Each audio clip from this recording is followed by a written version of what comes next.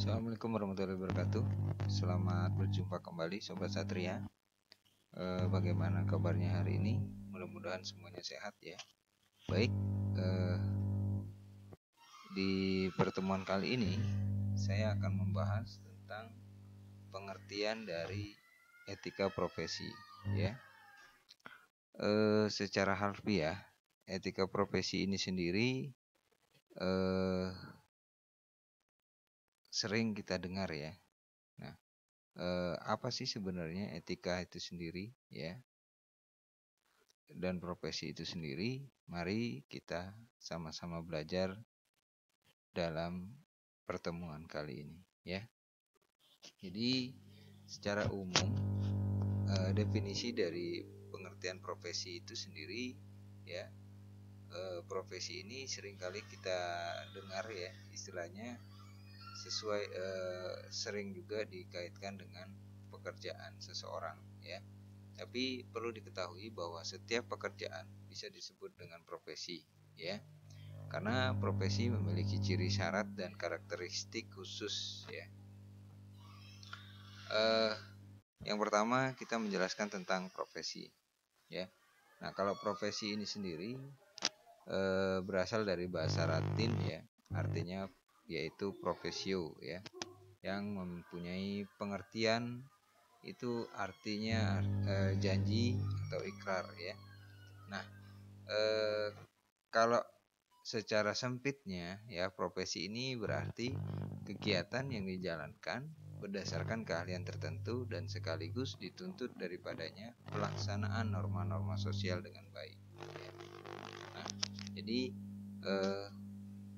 semua kegiatan itu bisa dikatakan dengan profesi ya, tapi secara spesifik ya,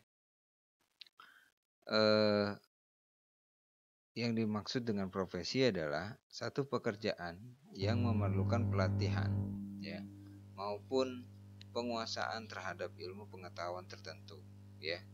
Atau profesi juga sering diartikan sebagai pekerjaan yang memerlukan pelatihan dan keahlian khusus ya.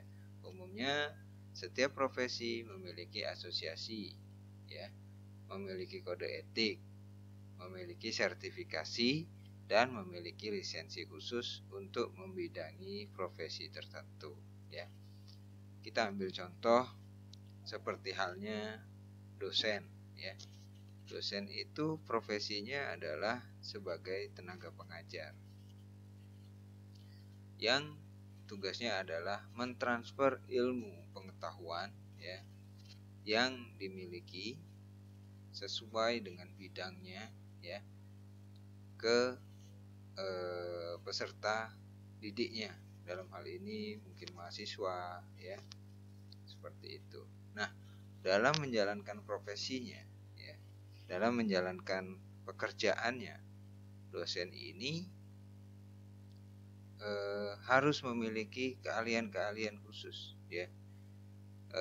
Contohnya yang paling simpel adalah selain ini ya, selain yang persyaratan khusus ya, yang paling simpel adalah public speaking ya. Jadi seorang dosen itu harus mampu berbicara, berkomunikasi dengan baik di depan umum ya. Akan sulit jika dosen tersebut tidak bisa berbicara dengan menggunakan bahasa yang mudah dimengerti ya. Dalam hal ini kalau di Indonesia berarti bahasa yang digunakan adalah bahasa Indonesia ya. Itu syarat yang pertama.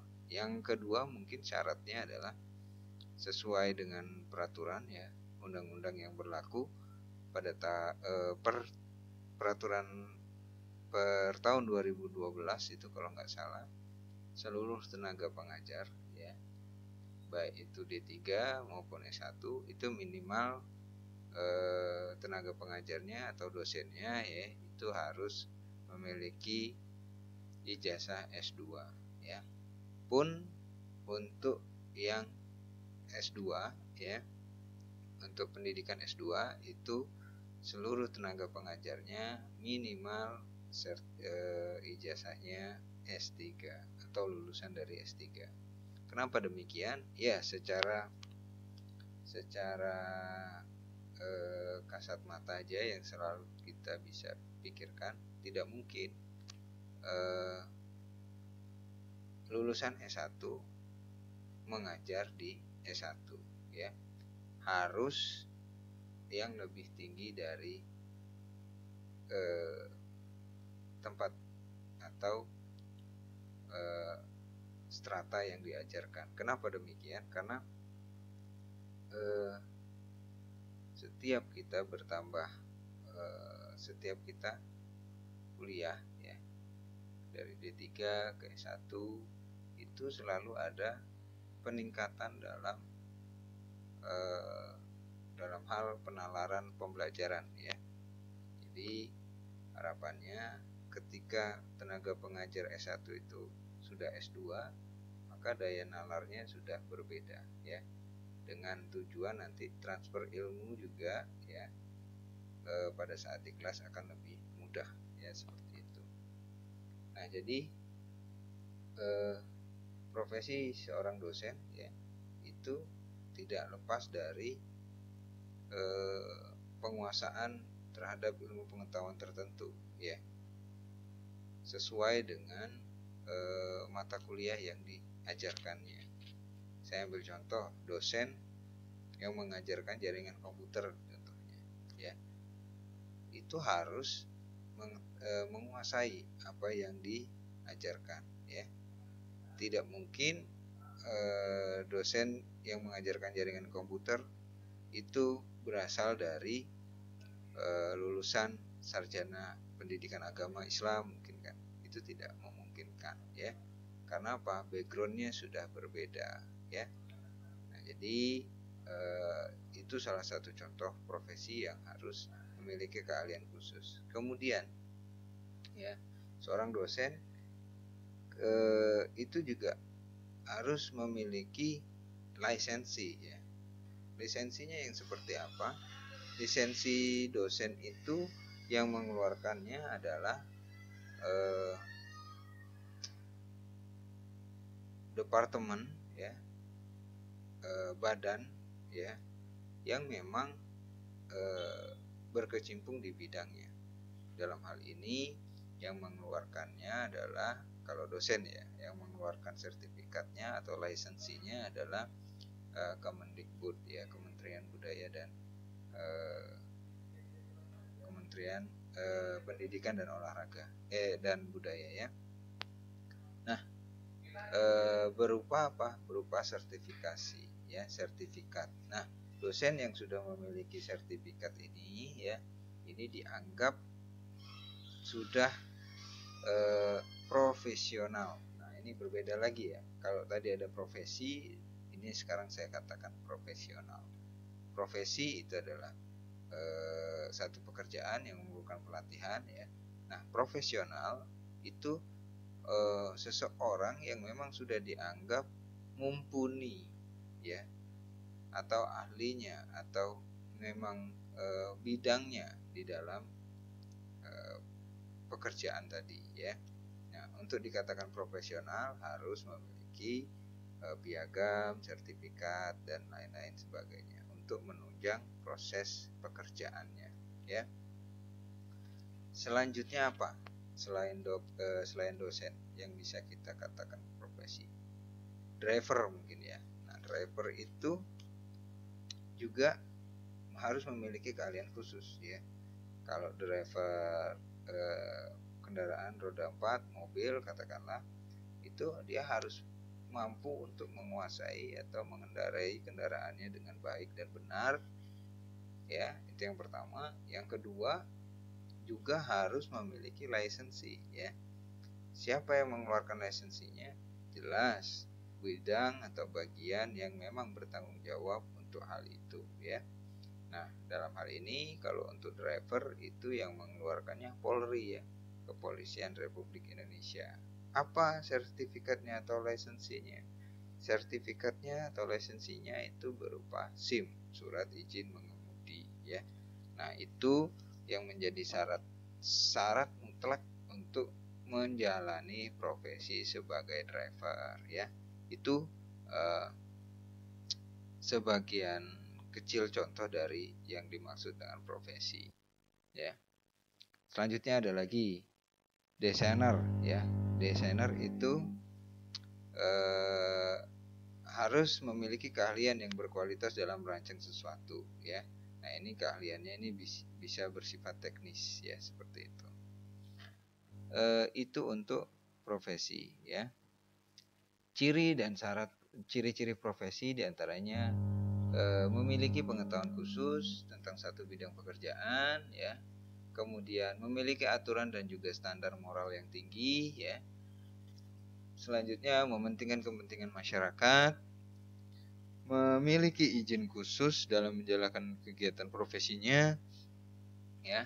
Seperti halnya kayak dokter itu, ya. Dokter itu dia tidak sembarangan. Selain dia sekolah memang di dunia kedokteran, di dunia kesehatan, selain itu juga ketika dia ingin membuka praktek itu harus ada izin yang harus dilengkapi dan dipenuhi, ya. Kemudian orang yang memiliki profesi biasanya selalu menjadi anggota organisasi profesi yang menjadi bidangnya, ya. Nah, ini, ya. Contohnya dosen. Dosen itu ada persatuan dosennya, ya. Dokter juga itu ada, ya. Persatuan Dokter Indonesia, seluruh Indonesia, ya, atau apalah itu, ya, disingkat, ya. Kemudian syarat-syarat profesi sendiri, ya. Secara umum yang pertama mempelajari satu bidang khusus, ilmu khusus, ya. Yang kedua melibatkan kegiatan-kegiatan intelektual. Yang selanjutnya membutuhkan persiapan secara profesional, ya. Jadi bukan hanya sekedar latihan saja, tapi memang ditekuni secara baik dan benar, ya. Ada sekolahnya, ya. Membutuhkan latihan dalam satu bidang secara berkelanjutan. Yap, ini ada bidang-bidangnya, ya. Contoh seperti teknisi jaringan. Teknisi jaringan itu sertifikatnya secara terus secara berkesinambungan itu harus diupdate, ya. Dari Cisco itu ada 1, 2, 3 dan seterusnya, ya. Tujuannya apa? Tujuannya setiap dia naik level itu memiliki ujian-ujian tertentu, ya, sehingga nanti ketika di lapangan dia bisa menyelesaikan pekerjaannya dengan baik, ya, seperti itu. Mementingkan pelayanan kepada masyarakat daripada kepentingan pribadi, ya.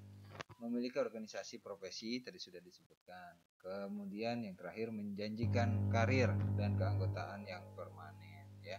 Nah, ini biasanya kalau memang sudah dianggap profesional, biasanya ya karirnya insya Allah tidak akan mengecewakan, ya. Kemudian karakteristik profesi. Ada karakteristiknya, ya. Yang pertama, keahlian berdasarkan pengetahuan teoritis. Jadi profesi memiliki pengetahuan yang teoritis dan juga memiliki keahlian berdasarkan pengetahuan tersebut. Serta pengetahuan tersebut dapat dipraktekkan, ya. Kemudian profesi itu memiliki badan asosiasi profesi. Ya, tadi saya sudah katakan kayak Aptikom, ya. Itu merupakan asosiasi perguruan tinggi ilmu komputer, ya. Itu sudah banyak, ya. Kemudian profesi membutuhkan pendidikan yang cukup lama dan memiliki jenjang pendidikan tinggi, ya. Ini ada bagian-bagiannya yang memang harus menempuh pendidikan. Contohnya tadi dosen, dokter, itu, ya.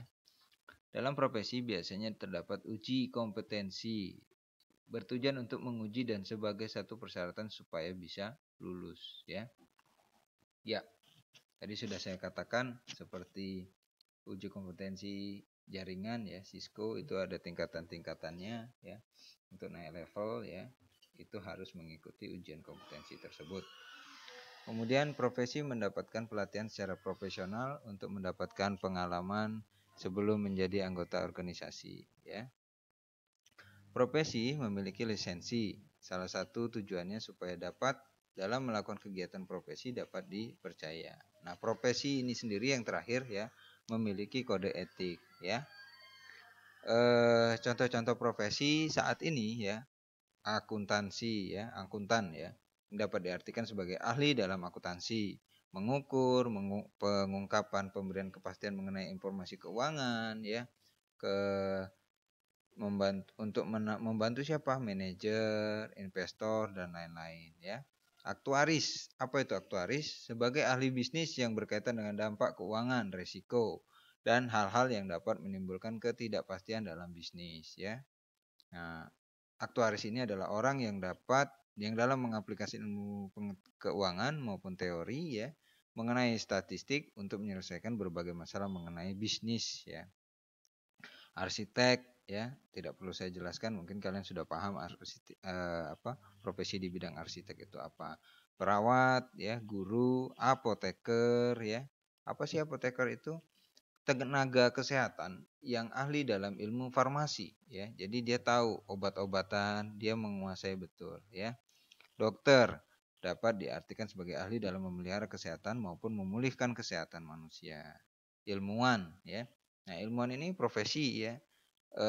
Sebagai orang yang melakukan kegiatan secara sistematis atau kegiatan ilmiah untuk mendapatkan ilmu pengetahuan atau menciptakan pengetahuan-pengetahuan yang terbaru, ya. Itu ringkasan tentang profesi. Kemudian etika. Etika ini, ya, secara harfiahnya, ya, adalah ilmu yang mempelajari tentang norma adat istiadat, ya, yang berlaku, ya. Etika adalah cabang filsafat yang menyelidiki penilaian normatif tentang apakah perilaku ini benar atau apa yang seharusnya dilakukan, ya. Nah, kalau digabung, etika profesi adalah sikap etis sebagai bagian integral dari sikap hidup dalam menjalani kehidupan sebagai pengemban profesi, ya. Nah, etika profesi berkaitan dengan bidang pekerjaan yang telah dilakukan seseorang sehingga sangatlah perlu untuk menjaga profesi di kalangan masyarakat atau terhadap konsumen, ya. Jadi prinsip dasar dalam etika profesi yang pertama adalah tanggung jawab, ya, terhadap pelaksanaan pekerjaan itu dan terhadap hasilnya sendiri, terhadap dampak dari profesi itu untuk kehidupan orang lain atau masyarakat pada umumnya, ya. Nah, jadi dosen, guru, ya, dokter, ya, itu dalam menjalankan profesinya itu harus memiliki etika, ya, etika profesi, ya. Contoh dokter, dokter itu memiliki etika profesi di mana, ya, apapun riwayat penyakit kliennya, ya, pasiennya itu tidak dibuka untuk umum, ya. Itu menjadi tanggung jawab dan privasi yang harus dijaga oleh dokter, ya. Kemudian dosen, ya. Dosen itu dalam mengajar, ya, itu harus benar-benar menguasai materi yang disampaikan. Kenapa? Karena apabila yang disampaikan oleh dosen itu tadi salah, ya, akan berdampak negatif bagi peserta didiknya atau mahasiswanya, ya. Keadilan, ya, berarti harus adil, tidak memilih, tidak memberatkan satu sama lain, ya. Prinsip ini menuntut kita untuk memberikan kepada siapa saja yang menjadi haknya, ya. Kemudian kompetensi, melaksanakan pekerjaan sesuai jasa profesionalnya, kompetensinya dan ketekunannya. Jadi tidak keluar dari cabangnya, ya. Contoh dokter, dokter itu hanya sebatas di kesehatan, ya. Tidak keluar dia menjadi driver dan lain sebagainya. Itu bukan ranah dia lagi, ya. Prinsip perilaku profesional itu apa? Berperilaku konsisten dengan reputasi profesinya, ya. Prinsip kerahasiaan itu menghormati kerahasiaan informasi. Ini tadi yang saya sampaikan, kalau dokter itu setelah dia disumpah, yaitu tadi salah satu sumpahnya adalah untuk menjaga privasi dari pasiennya, ya. Kemudian selanjutnya yang terakhir adalah kesimpulan, ya.